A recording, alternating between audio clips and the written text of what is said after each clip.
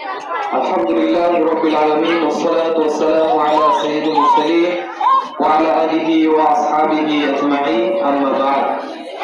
আলহামদুলিল্লাহ, বাবুরহাট সামাজিক সংগঠন কর্তৃক আয়োজিত আজকে বৃক্ষরোপণ কর্মসূচি এবং কুইজ প্রতিযোগিতার উপস্থিত সম্মানিত মেহমানবৃন্দ, আজকে প্রধান আকর্ষণ আমার স্নেহতুল্য ভাই বোনেরা, সকলকে জানাচ্ছি আন্তরিক শুভেচ্ছা ও অভিনন্দন ও সালাম।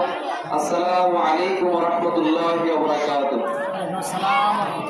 এবং অন্যান্য ধর্মের প্রতি জানাচ্ছি আমার প্রাণঢালা শুভেচ্ছা। দুই আলসে এক জায়গায় শুয়ে আছে বড়ই গাছের নিচে, 2-3 দিন না খাওয়া।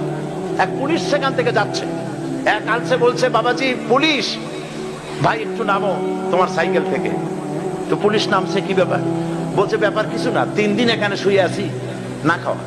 এই গাছে এত পাকা পাকা কুল, কত পাকা পাকা বড়ই চতুর্দিকে পড়ে আছে, 3 দিনের মধ্যে এক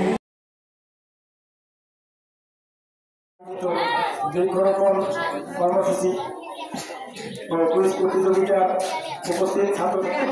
মানুষের দেশে পাইলাম না। এরা কি মানুষের প্রতি কোনো দরদ নাই নাকি বুঝি না। একটা মানুষ পেলাম না যে একটা কুল ওখান থেকে উঠাই আমাদের মুখে তুলে খাওয়ায় দেয়। পুলিশ বললো আশ্চর্য কথা, আলসের গল্প শুনেছি কিন্তু এই রকমের ইন্তেহা দরজার আলসে তো জীবনে চোখেও দেখি নাই। কয় পাশে যে আলসে এতক্ষণ কথা বলেনি, সে বলছে স্যার ওর আলসেমির কথা আর কি বলবেন। গতকাল একটা কুকুর এসে আমার গালটা এমন চাটলো, ও শুধু দেখলো একটু হেই করে তাড়াই দিল না। মুসলমানদের অবস্থা